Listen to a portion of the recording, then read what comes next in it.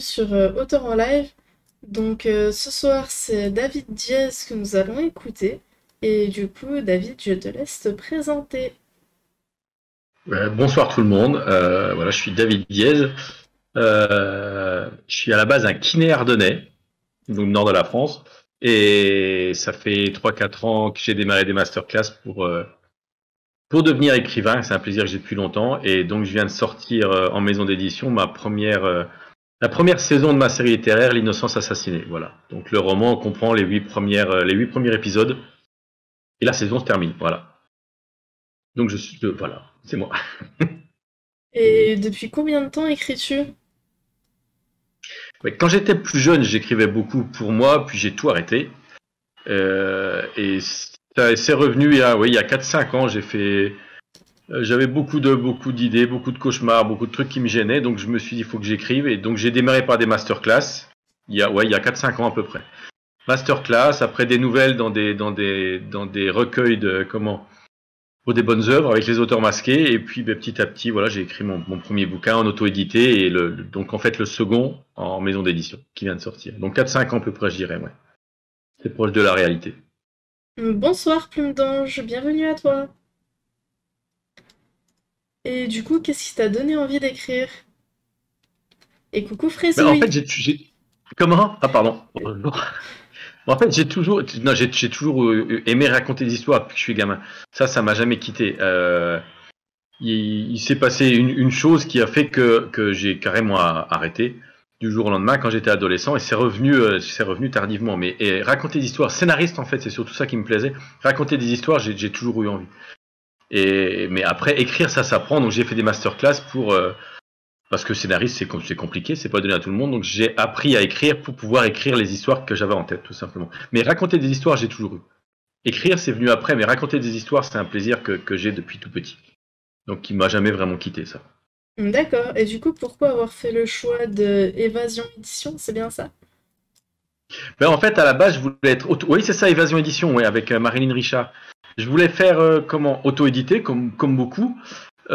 Sauf que je suis assez feignant, on va dire, donc c'était compliqué parce qu'il faut tout faire tout seul. Et comme je suis mauvais en publicité en plus, donc j'avoue que mon premier bouquin qui est sorti, que j'ai retiré depuis, parce qu'il va ressortir en maison d'édition, chez Évasion Édition, j'ai dû en vendre 7 ou 8, donc ma famille, hein, essentiellement. Même si les retours étaient bons, je vendais pas, parce que j'en parlais pas plus que ça. Et j'ai rencontré Marilyn Richard, en fait, dans un groupe. Elle avait pas encore monté sa maison d'édition, et elle m'a lu. Pas que moi d'ailleurs, elle était chroniqueuse, elle travaillait bénévolement pour plein de maisons d'édition, elle a aimé ce que j'ai lu, elle a parlé de son idée de maison d'édition, et puis je l'ai soutenue, pas que moi. Et comme elle aimait ce que j'écrivais et que je l'ai soutenue et puis que je lui ai parlé de toutes mes idées, ben voilà, dès qu'elle a ouvert sa maison d'édition, ben j'ai été pris chez elle. Je suis fier d'ailleurs, et elle s'est entourée de beaucoup de bonnes personnes. Donc ça débute, mais elle est entourée de beaucoup de bonnes personnes professionnelles. Et elle fait du bon travail, donc j'ai décidé de continuer à écrire et puis de produire chez elle, tout simplement. Donc il y avait une entente avant l'ouverture de la maison d'édition, une amitié qui est née avant l'ouverture de la maison d'édition, et ça va continuer, tout simplement. Et quel genre écris-tu le plus? Moi, ce que j'aime particulièrement, c'est tout ce qui tourne autour des thrillers, de l'horreur, du fantastique, des choses qui sortent un peu de l'ordinaire. Mais je pense que je vais essayer d'écrire dans tous les styles. Mais c'est vrai que par exemple, on m'a demandé un peu en défi comme ça, on en parle souvent avec le comité de la maison d'édition, et j'ai dit un jour que j'écrirais une vraie romance, donc sans violence, sans rien du tout, mais dès qu'on m'a parlé de ça, j'ai commencé à tracer les grosses lignes d'une série, mais tout de suite, il a fallu qu'il y ait un mort et du paranormal. Donc j'arrive pas à faire que du classique. Donc ma romance, elle s'écrira, mais il y aura déjà un mort et du paranormal, donc ça ne sera pas une romance classique. Je sais pas faire. Si c'est trop gay, je sais pas faire. Le feel good et la romance, c'est compliqué. Tu Donc je t'en- suis plutôt dans le fantastique et l'horreur, j'avoue. Tu t'entendrais très bien avec Jordan, qui n'est pas là ce soir, mais c'est un des modérateurs du Discord. Parle avec lui, vous allez très bien vous entendre. Ah bah avec plaisir, je reviendrai te voir pour faire connaissance avec Jordan alors. Et Pas du de coup, problème. Frézou, il nous dit que bah, le livre a l'air très bien en tout cas. C'est gentil. Pour l'instant, les retours sont très bons, ça je suis assez content, j'avoue. Et c'est aussi c'est l'avantage d'une maison d'édition à l'écoute, hein. C'est parce que c'est vrai qu'il y a eu une réécriture, alors que je faisais pas tout seul, il y a une lecture, une réécriture, Et on travaille beaucoup avec les bêta-lecteurs, c'est très important. Donc j'ai réécrit la série et du coup, elle a plu à tout le monde. Et dans l'état où elle est en ce moment, c'est un travail, c'est presque un travail d'équipe. Ouais. J'ai besoin de ça, moi, clairement. Soit écrire à quatre mains, soit réécrire avec les avis de tous les bêta-lecteurs pour obtenir quelque chose qui plaise au plus grand nombre, quoi. Donc j'espère que ça plaira au plus grand nombre. Et du coup, je t'invite à nous présenter ton roman. D'accord. Donc comme j'ai dit à la base, j'avais suivi, bon je suis fan de séries télé, hein, ça c'est ma génération aussi, mais pas que la mienne. Et j'avais suivi la masterclass de Cécile Duquesne sur les séries littéraires d'ailleurs, qui existent depuis longtemps, hein, puisque Victor Hugo, Balzac en ont écrit. Je me compare pas à eux. Hein. Et donc j'ai eu dans l'idée, j'ai du mal à faire beaucoup de descriptions et des gros bouquins. Et en fait, j'ai eu dans l'idée d'écrire une série littéraire thriller horrifique. Et ça m'a aidé en fait à avoir un rail plus facile. C'est-à-dire que chaque épisode se termine, doit surprendre, et c'est ça qui donne l'envie de poursuivre. Et donc on suit simplement, c'est un sujet à pas mettre entre toutes les mains. On suit une affaire qui se passe à Berck il y a 27 ans, en 91 ça démarre, avec un tueur pédophile. Donc déjà c'est pas gay. Et le brigadier Phillips mène l'enquête. Et en fait tout s'arrête et reprend 27 ans plus tard. Donc alors qu'il a bien vieilli, qu'il est inspecteur, mais il était persuadé que ça allait reprendre. Je rentre pas dans les détails pour pas tout raconter, mais voilà, on tourne vraiment autour de l'enquête des meurtres, de quelque chose qui est assez sale, mais qui est important pour moi d'en parler. Et on suit l'enquête 27 ans après de ce qui a pu se passer. Donc c'est un peu des sauts dans le temps entre 91 et 27 ans après pour comprendre les personnages, comprendre le tout, et j'espère surprendre à la fin. Et jusqu'à maintenant, en général, rares sont ceux qui m'ont dit j'ai trouvé. Donc ça, je suis content. Donc voilà, c'est une enquête policière sur un sujet assez gore quand même et assez dur. Et voilà, le but c'est de surprendre. Et j'espère que j'y arrive. Et si ça marche bien, et pour l'instant ça marche bien, il y aura une saison 2 normalement. Mais ça, j'en dis pas plus. Donc voilà, c'est un thriller horrifique qui se passe à Berck-sur-Mer parce que j'ai fait mes études là-bas et que j'adore la région. Et puis là, les plages et le sable, ça me plaît bien. Et donc voilà, donc des petites filles enlevées qui sont retrouvées défigurées, violées, et une enquête pour savoir qui fait ça. Assez classique finalement, mais voilà, le fait que ça passe 27 ans après, et en général, je cache pas les détails de ce qui se passe, donc on est vraiment en immersion dans ce qui se passe de pire, ou bon, il n'y a pas beaucoup de mieux. Et voilà, jusqu'au bout, on est en immersion dans la tête des personnages. On sait jamais qui est bien, qui est mal. C'est ça, c'est ce que j'aime moi. Il n'y a pas de vrai gentil, il n'y a pas de vrai méchant. C'est un peu C'est tous pas les manichéen. personnages. Ah, j'aime bien, j'aime bien. Un vrai gentil, ça m'intéresse pas du tout. Du Faut qu'il y ait une coup, part de. Plume d'Ange, je poserai la question après, dans la partie réponse aux questions du chat. Du coup, je t'invite à rester et on y répondra après. Et David, du coup, je t'invite à nous décrire ton roman en une phrase. Une phrase. Ouais, je dirais que c'est l'exploration du côté noir de l'âme humaine dans tous les personnages. Parce que, voilà, c'est une histoire de meurtre, mais en fait, tous les personnages ont un côté sombre et tous les personnages ont des choses à cacher dans cette histoire. Donc c'est vraiment, voilà, c'est une enquête, mais autour de plein de personnages très, très, très sombres et qui ont des choses à cacher. Voilà. Et est-ce que tu as des projets pour 2022-2023? Oui, j'en ai plein. Là, pour l'instant, on vient de finir d'écrire avec un quatre mains avec Cristina de Azevedo, d'Ombre et de Chair, qui sera en 2 saisons, donc deux romans en fait, qui est une série qui va suivre des 4 personnages enfants qui ont à la base rien à voir et qui vont se retrouver vraiment impliqués dans leur destin, va se retrouver imbriqué autour d'un monstre dont je ne parlerai pas parce que c'est pas le but, et d'une possible destruction de la planète. Et sans vraiment s'en apercevoir, ils vont être la clé du sauvetage de la planète et du combat contre ce monstre dont ils ne savent rien en fait. Donc ça se passe sur 16 épisodes, sur 14 épisodes, donc deux saisons complètes pour avoir le fameux de l'histoire. Donc là c'est en réécriture, surtout grâce à Christina qui fait un gros travail. Et ça sortira la première saison normalement en fin d'année. Et je vais travailler aussi avec Constance Morin qui vient de sortir Strepsitter, qui est un dark romance. Donc pas à mettre entre toutes les mains non plus. Donc un mélange de thriller mais de romance très, très haute, on va dire. Hein. Très moins de 18 ans d'ailleurs. Et donc elle va sortir, la saison 1 est sortie, la saison 2 va sortir et on va travailler ensemble sur la saison 3 et 4 pour avoir un petit côté thriller un peu plus poussée avec sa dark romance. Voilà. Donc là, j'en dis pas plus, mais elle m'a invité à travailler sur la saison 3 et 4 et c'est un vrai plaisir.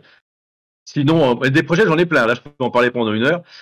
J'ai la maison d'édition Marine m'avait demandé, elle avait besoin de bouquins sur les bikers, sur le monde des bikers et du paranormal, parce qu'elle n'avait pas encore beaucoup de propositions. Et du coup, je lui ai proposé, et là, je suis en train de l'écrire, une histoire de bikers qui se passe en Alaska, mais avec une femme un peu bizarroïde et du paranormal un peu qui vient gâcher la vie de ces pauvres bikers-là. Et aussi, normalement, une série qui sera en écriture, parce que c'est une fan de Justin Bieber, et j'ai relevé le défi, et donc il y aura une série young adulte, on va dire, fantastique, avec comme héros Justin Bieber. D'accord. Ah ouais, Et je vous dis pas ce que ça va donner, mais... est-ce que tu as un conseil à donner aux personnes qui souhaitent se lancer? Déjà, faut être conscient que c'est un vrai métier, que c'est vraiment Dieu. Donc, faut pas se lancer. Déjà, faut écrire tout le temps, tout le temps, tout le temps. Même si c'est pas bon, faut écrire parce qu'on prend plaisir et on apprend de ses fautes. Donc, il faut écrire. Et après, faut pas hésiter à aller prendre des conseils, à aller sur YouTube, à aller suivre des masterclass. Il y en a plein, des gratuites, plein, plein, plein. Et les conseils, il faut les écouter. Même moi, hein, il y a des fois où on se prend un petit peu la tête parce que j'écoute pas, puis après je réfléchis. Et non, souvent les conseils des gens qui écrivent depuis longtemps, qu'ils soient professionnels ou non, il faut les écouter. Et vous verrez que souvent c'est les mêmes conseils qui reviennent, et c'est parce que c'est vrai. Et il faut pas hésiter à réécrire. Mais si on aime écrire, faut y aller. Vous avez une idée en tête, vous écrivez. Si c'est pas bon, tant pis. Mais le fait d'écrire, c'est un entraînement. Et plus vous allez écrire, plus vous allez prendre du plaisir, et plus vous allez progresser. Il y a pas mieux. Bah, c'est Pour un- apprendre. C'est ce que disait Stephen King. C'est ce que disait Stephen King pour apprendre à écrire. Les gens qui lui disaient, mais j'aimerais écrire comme vous, il dit, faites-le. C'est aussi simple que ça. Et plus on écrit, plus on écrit, tout simplement. comme le dit le proverbe, c'est en forgeant qu'on devient forgeron. Exactement. C'est tout à fait ça. C'est tout à fait ça. Pour écrire, c'est plus on va écrire et plus on va s'améliorer. Et plus on prend du plaisir, je trouve, en plus. Du coup, nous allons passer aux questions surprises. Je... Donc, première question, si tu pouvais être ami avec un personnage de dessin animé, qui choisirais-tu? pour le plaisir. Ouais, mais ça. Alors, ma génération, attention, vous allez être surpris. Mais aussi pour les voyages et puis l'aventure, Capitaine Flamme. D'accord. Ça J'ai va parler aucune aux plus idée de ce vieux. que c'est, mais d'accord. C'est une série de dessins animés avec un façon Star Wars, mais un capitaine qui passait d'une planète à l'autre avec des sujets des fois très durs et c'était très bien. Pas Euh, plus moderne maintenant, mais très bien. Ou Albator. Non, ça vous parlera pas non plus, Oh Albator. si, Albator, si, j'ai regardé quand j'étais jeune. Albator, le corsaire de l'espace, voilà. Très bien aussi. Quel âge aimerais-tu avoir en permanence? Alors, je veux pas dire pourquoi, mais je dirais mon âge actuel. D'accord. Ouais. Dans quelle ville rêves-tu de vivre? Je vais dire Göteborg. J'aime les pays froids et j'ai vu des photos et des vidéos de Norvège, c'est magnifique. Je trouve. D'accord, c'est en Alors la Norvège du France est coup. magnifique aussi, hein, c'est vraiment pour varier. J'adore la France, mais c'est vrai que la Norvège c'est un pays magnifique, magnifique.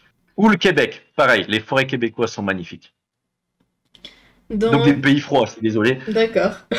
Dans quel univers de films ou de jeux vidéo voudrais-tu vivre?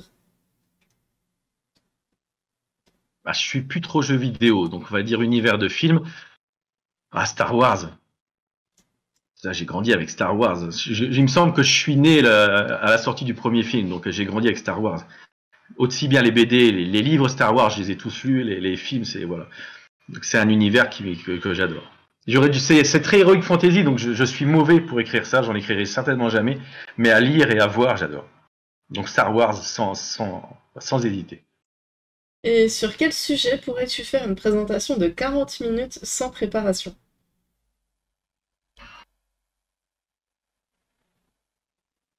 La musique, ça c'est un de mes, ouais.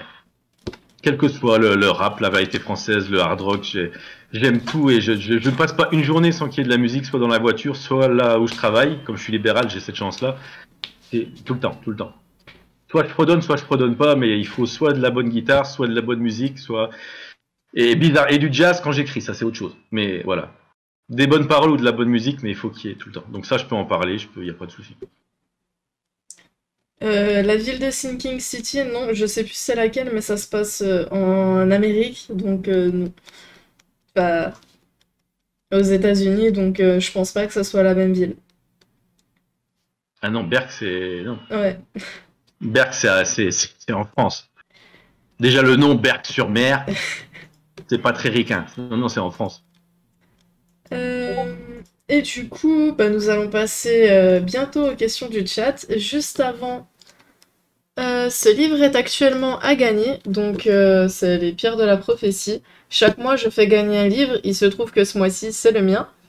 Donc pour le gagner, c'est tout simple. Vous avez un lien en dessous, gagner un roman, et c'est tout simplement le lien qui vous permettra. Enfin, vous avez un formulaire, vous le complétez, et peut-être que vous recevrez ce livre un jour chez vous.